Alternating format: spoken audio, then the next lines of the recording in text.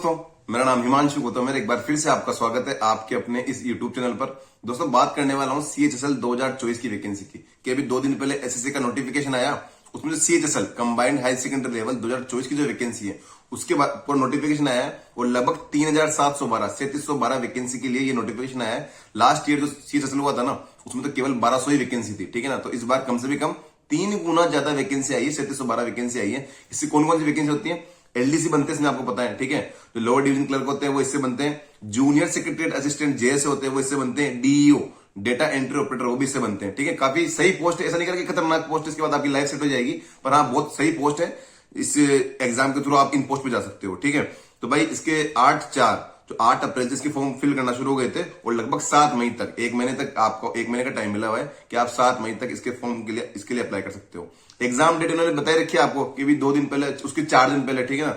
अभी आपकी जो एग्जाम डेट वाली बात आई थी, कैलेंडर आया था, उसमें इन्होंने 1 जुलाई से लेके और 12 जुलाई के बीच में आपके CHSL के सारे शिफ्ट हो जाएगी, ठीक है। तो आपके पास अब कितना टाइम है? मोटे मोटे आपके पास 2.5 महीने, अप्रैल आधा, मई पूरा और जून पूरा, और 1 जुलाई से आपकी CHSL के एग्जाम शुरू हो जाएंगे, ठीक है। वैकेंसी मैंने आपको बता दी कि 3712 वैकेंसी है। एलिजिबिलिटी क्या है? जो बच्चे अभी 12th में हैं, ठीक है, जो 12th के एग्जाम दे रहे हैं और उनका रिजल्ट अगर 1/8/2024 के पहले आ जाएगा, ठीक है, तो वो लोग भी इस एग्जाम के लिए एलिजिबल है। तो ऑलमोस्ट 1/8 के पहले सभी, शायद कोई सा 12th वाला एग्जाम इसका रिजल्ट नहीं आता, ठीक है, सभी का रिजल्ट आ जाता है। तो जो भी लोग 12th का एग्जाम इस साल दे रहे हैं ना, वो लोग भी इस एग्जाम के लिए अप्लाई कर सकते हैं, सिलेक्शन वो ले सकते हैं, ठीक है। अब एक काम की बात समझो आप, देखो CGL होता है, उसका प्री में क्या आता है? वही मैथ्स, रीजनिंग, इंग्लिश जीके 25 आते हैं सबके क्वेश्चन, ठीक है। CHSL के प्री में क्या आ रहा है? वही मैथ्स, रीजनिंग, इंग्लिश जीके, फिर वही 25, ठीक है। CPO मान लो आप, ठीक है। CPO का प्री क्या होता है? वही मैथ्स, रीजनिंग, इंग्लिश जीके, पर 2 घंटे का पेपर होता है और 25 के बजाय 50 क्वेश्चन आते हैं, ठीक है। MTS का प्री होगा, वही मैथ्स, रीजनिंग, इंग्लिश जीके आएगी, ठीक है। तो जितने भी SSC के एग्जाम हो रहे हैं ना भाई, कोई अलग नहीं होते, ठीक है ना। कोई सोचता है कि यार CGL भैया, आप CGL के बारे में बात करते रहते हो, CHSL के बारे में बात क्यों नहीं करते? अरे अलग है ही नहीं वो। अगर वो अलग होता तो उसके लिए कुछ अलग सोचते, अलग चीज बताते, ठीक है। जो CGL है वही CHSL है, कोई भी डिफरेंस नहीं है आपको, ठीक है। तो ऐसा नहीं सोचना यार कि कोई चीज CGL के लिए अप्लाई हो रही है ना, तो CHSL के लिए अप्लाई नहीं हो रही। तो आप तो अपनी तैयारी को, एक बताऊं मैं हर बार अपने वीडियो में आपको बोलता हूं कि यार कोर्स कंप्लीट करो आप। सबसे पहली प्रायिकता, आपका पहला जो कदम होना चाहिए, ये होना चाहिए कि सबसे पहले आपको कोर्स पूरा करना है। अगर आपका सिलेबस कंप्लीट है ना, एक बताओ, आज की तारीख में अगर किसी बंदे का सिलेबस कंप्लीट है, उसके पास CHSL के 2.5 महीने हैं, ठीक है, तो क्या करेगा? बैठ के प्रीवियस, मतलब अपने कोर्स को रिवाइज करेगा और क्वेश्चन प्रैक्टिस करेगा भर के। और जिस बंदे का अगर आज सिलेबस पूरा है और वो 2.5 महीने जी जान से क्वेश्चन प्रैक्टिस कर लेगा, तो भाई प्री आसानी से निकाल लेगा। ये चीज CPO के लिए लागू होती है, ये CHSL के लिए लागू होती है और ये CGL के लिए लागू होती है। और दूसरी चीज, प्रीवियस ईयर क्वेश्चन। कोई बंदा है, उसने 31 दिसंबर 2023 तक अपना सिलेबस कंप्लीट कर लिया, ठीक है। किसी भी बंदे ने 31 दिसंबर 2023 तक अपना सिलेबस पूरा कंप्लीट कर लिया और वो प्रीवियस ईयर क्वेश्चन प्रैक्टिस और मतलब इनकी प्रैक्टिस कर रहा है वो, ठीक है, मॉक प्रैक्टिस कर रहा है और प्रीवियस ईयर क्वेश्चन लगा रहा है वो, ठीक है। तो भैया CPO की वैकेंसी आई, उसने किरण की प्रीवियस वाली बुक आती है, ठीक है, किरण की प्रीवियस वाली बुक आती है, मैथ्स, रीजनिंग, इंग्लिश जीके की, हिंदी मीडियम और इंग्लिश मीडियम दोनों आती है, ठीक है। उसमें आपके ऐसे नहीं कि ओनली CGL के क्वेश्चन होते हैं, CHSL होता है, CGL होता है, CPO होता है, MTS होता है, GD के जो अच्छे वाले क्वेश्चन होते हैं वो सारे उसमें होते हैं, ठीक है।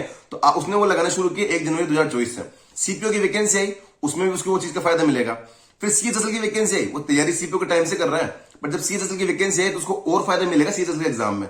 जब तक CHSL का एग्जाम खत्म होगा और वो अपनी, उसने किरण से प्रीवियस ईयर क्वेश्चन प्रैक्टिस अच्छे से चालू कर रखी उसने, उसके बाद MTS का एग्जाम देगा, उसमें उसको फायदा मिलेगा। और जब एंड में जाके CGL का एग्जाम होगा, उसमें भी उसको बहुत फायदा मिलेगा। और जब NTPC का एग्जाम आएगा तो उसमें भी उसको फायदा मिलेगा। इसलिए सबसे पहली चीज है कि अपना सिलेबस कंप्लीट करो। और जिनका सिलेबस कंप्लीट है, प्रीवियस ईयर की बुक उठाओ, किरण वाली अच्छी बुक आती है, ठीक है। हर बुक में लगभग 10,000 पार्ट तो है, किसी में 16,000 भी है, किसी में 15,000 भी है। 10,000 मिनिमम समय प्रीवियस ईयर क्वेश्चन आपको मिल जाएंगे। CGL, CHSL, CPO, MTS, GD, face selection, सबके आपको प्रीवियस ईयर क्वेश्चन मिलेंगे उसमें, ठीक है। तो पहली चीज है कि अपना सिलेबस कंप्लीट करो। ये ओनली CHSL के लिए नहीं है भाई, अभी CGL आने वाला है उसके लिए भी यही है, MTS आने वाला है उसके लिए भी यही है। जब सब चीजें सेम हो रही है, type of question he same आने वाले हैं, हर चीजें सेम हो रही है, तो स्ट्रेटेजी अलग अलग कैसे हो सकती है, ठीक है। तो आपको कुछ बदलाव नहीं करना, अपनी तैयारी को उसी तरीके से कंटिन्यू करो जो आप कर रहे हो। पर पहली जो आपकी प्राथमिकता होनी चाहिए वो ये होना चाहिए कि अपना सिलेबस को अच्छे से कंप्लीट कर लो। ताकि एक आप खुद ही सोचना इस चीज को कि आज अगर आपका सिलेबस कंप्लीट है, आपने एक बार के लिए इंग्लिश का बेसिक पूरा कवर कर लिया, मैथ्स का बेसिक आपने पूरा कवर कर लिया, जीके का आपने मतलब एक बार के लिए तो बेसिक कवर कर लिया, ठीक है। मैं पूछता हूं कि अभी अप्रैल चल रहा है ना भाई साहब, आज 10 अप्रैल है, तो आप में से कितने लोगों ने मार्च की करंट अफेयर पूरी कर रखी है? कितने लोग इस टाइम वीडियो देख रहे हैं जिन्होंने मार्च की करंट अफेयर तक पूरी कर रखी है? नहीं कर रखी होगी भाई, ठीक है ना। ऐसा ही होता है, हम भी ऐसे गलती कर देते हैं और आप भी वही चीज गलती दोहरा रहे हो, ठीक है। तो गलती को दोहराओ मत। आज की तारीख तक आपका सिलेबस आप कंप्लीट रखो, ताकि आपको जब वैकेंसी आती है ना, अभी कभी बीच में एकदम से एनटीपीसी का नोटिफिकेशन आ जाएगा, फिर क्या करोगे आप बैठ के? दोबारा से सिलेबस करना शुरू करोगे। देखो अब नोटिफिकेशन और एग्जाम में अब 2.5 महीने का टाइम मिल रहे हैं। वो था जमाना कि 4 महीने, 5 महीने, 6 महीने मिल जाते होंगे। आज आपको मान लो 8 को नोटिफिकेशन आया तो फिक्स 2.5 महीने आपके पास 1 जुलाई से आपका पेपर शुरू हो जाएगा सीएचएसएल का, ठीक है ना। ये चीज सीजीएल में भी होगी, ये एमटीएस में भी होगी, और ऐसा शायद क्या पता एनटीपीसी में हो जाए। तो मेरी सलाह इतनी सी, जिनका सिलेबस कंप्लीट है, किसी भी ओनली एसएससी के एग्जाम के लिए नहीं है, जितने भी एग्जाम होते हैं जो एसएससी करवाए या कोई भी करवाए, जितने भी नॉन टेक्निकल एग्जाम होते हैं जिनमें मैथ्स, रीजनिंग, इंग्लिश जी की आती है, उसके लिए ओवरऑल मैं आपको बता रहा हूं कि पहली प्राथमिकता है कि सिलेबस पूरा करो। उसके बाद किरण की बुक उठाओ और जितनी लगा सकते हो क्वेश्चन, पर डे का टारगेट सेट करो आप, कि पर डे के मान लो आप 50 क्वेश्चन लगा रहे हो रीजनिंग के, 50 सबके लगा रहे हो पर डे। आप जो भी अपना रिविजन कर रहे हो या जो भी आप कर रहे हो वो आप उसके अलावा पर डे 200 क्वेश्चन आप पर डे लगा रहे हो, ठीक है। 1 महीने के 6000 क्वेश्चन हो जाएंगे, 2 महीने के 12,000 हो जाएंगे, और 2.5 महीने के आप 15,000 क्वेश्चन प्रैक्टिस कर लोगे। अब एक सीधी सी बात है, छोटा सा सवाल है मेरा, जब आप 2.5 महीने 15,000 क्वेश्चन की अच्छे से प्रैक्टिस करके पर डे 50 2.5 महीने आपने कंटिन्यू किया, और आप जब 1 जुलाई, 2 जुलाई, 3 जुलाई को जब आप प्री का पेपर देने जाओगे सीएचएसएल का, तो 15,000 क्वेश्चन की अच्छे से प्रैक्टिस करने के बाद जो वहां 100 क्वेश्चन आएंगे उनका आप मतलब सोल्व नहीं कर पाओगे यार, बड़ी आसानी से कर लोगे। बताएं, अगर 15,000 क्वेश्चन आप बड़ी शिद्दत से करोगे, हर चीज को सोच समझ के, एनालिसिस करके, गलतियों को समझ के, गलतियों को सुधार के, उन गलती आपने क्या गलती की उसको लिख के अगर अच्छे से प्रैक्टिस करोगे ना आप, तो 15,000 क्वेश्चन 2.5 महीने प्रीवियस क्वेश्चन की प्रैक्टिस करने के बाद जो वहां 100 क्वेश्चन जो आने वाले हैं ना, उनका तुम धागा खोल दोगे भाई, ठीक है ना। 100 में मान लो 5 करंट अफेयर के आ रहे हैं या 10 कुछ के आ रहे हैं, 70-80 क्वेश्चन आप बड़े आराम से उड़ा दोगे आप, ठीक है। और प्री के निकालने के लिए इतना ही चाहिए, आजकल तो प्री भी क्वालिफाइंग हो रहे हैं, ठीक है। तो इस चीज को समझो आप, कि आज भी कह रहा हूं मैं, फिर आज ही वीडियो में सीएचएसएल के लिए बना रहा हूं, शायद 1 महीने बाद मैं एमटीएस के लिए बनाऊंगा, और 2 महीने बाद 11 जून को मैं सीजीएल के लिए वीडियो बनाऊंगा। यार सीजीएल का नोटिफिकेशन आ गया, आपको क्या करना है, तो उस टाइम भी आपको इसका एहसास होगा कि यार 2.5 महीने रह गए अब तो, और बहुत लेट हो गया, और चीजें हमारे बस में नहीं है, ठीक है। तो अभी से ही प्रीवियस ईयर करना शुरू करते रहो। ऐसा नहीं होगा कि सीपीओ के लिए पढ़ाई केवल सीपीओ के लिए काम आएगी, वो सीएचएसएल में काम नहीं आएगी, या फिर हम सीएचएसएल के लिए पढ़ाई करेंगे वो एमटीएस में काम नहीं आएगी, या एमटीएस के लिए पढ़ाई करेंगे वो सीजीएल में काम नहीं आएगी।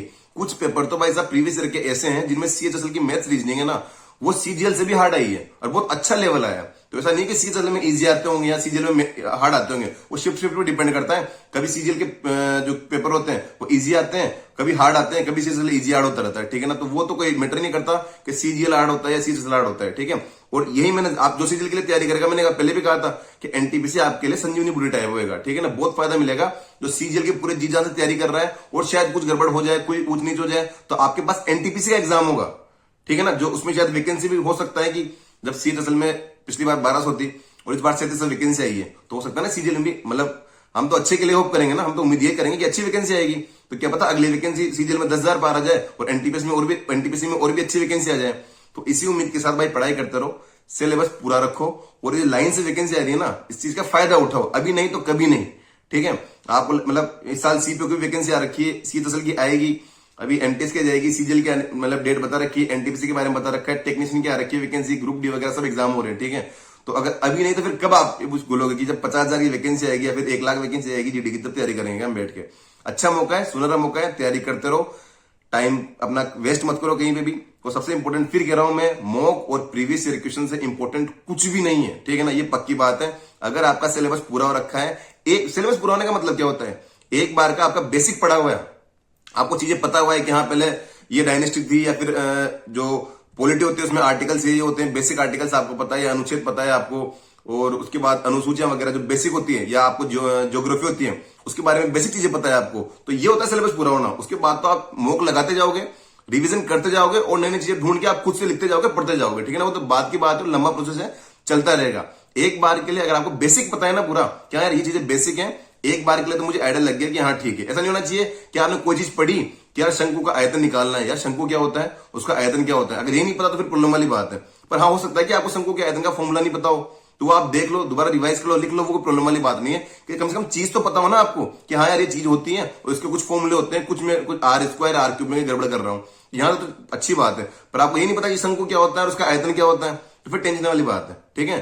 तो यही था ओवरऑल की वैकेंसी आ रखी है, एलिजिबल है, 12th वाले भी एग्जाम देंगे, वो लोग बहुत कम देते हैं। मेन तो ये जो पास ग्रेजुएट होते हैं ना, वो लोग ही एग्जाम देते हैं, ठीक है ना। 12th वाले तो उस टाइम में पता भी नहीं होता कि वैकेंसी आ रखी है और हम एग्जाम देने लायक भी है, ठीक है। वो तो इसी कंफ्यूजन में रहते हैं कि 12th हो गया तो अब बीटेक करनी है, बीएससी करनी है, ठीक है।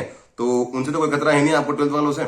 आप लोग आपस में ही जो सीजीएल वाले एग्जाम देंगे, जो एनटीपीसी देंगे, वही लोग सीजीएल भी देंगे, ठीक है। तो तैयारी करते रहो। फिर से कह रहा हूं, मॉक और प्रीवियस रिविजन सबसे ज्यादा इंपॉर्टेंट है। अगर आपका सिलेबस पूरा हो रखा है तो थ्योरी के पीछे मत भागना, मतलब थ्योरी पढ़ते रहो, पर सब्जेक्टिव एग्जाम होता है ना, जहां आपको आता है कि हाँ कम से कम 100 लाइन में आंसर बताओ, तो वहां थ्योरी पढ़ना जरूरी होता है, ठीक है। पर उस थ्योरी को अप्लाई करके और एक लाइन में क्वेश्चन आएगा, उसके 4 ऑप्शन होंगे और सही गोला लगाना है आपको, ठीक है। तो उस चीज में क्वेश्चन प्रैक्टिस सबसे इंपॉर्टेंट होती है, ठीक है ना। ऐसा नहीं कि सब्जेक्टिव पेपर आएगा और आपको 2 पेज का निबंध लिखना है। तो तैयारी भी उसी तरीके से करो। ऑब्जेक्टिव एग्जाम होता है, ऑब्जेक्टिव की तरह तैयारी करो, प्रीवियस रिविजन प्रैक्टिस करो अच्छे से। और वैकेंसी आज सीएचएसएल आई है, कल एमटीएस आएगी, फिर सीजीएल, फिर एनटीपीसी आएगी। साल भर में अच्छी वैकेंसी आ रही है, तैयारी को अच्छे चलने दो। Thank you so much.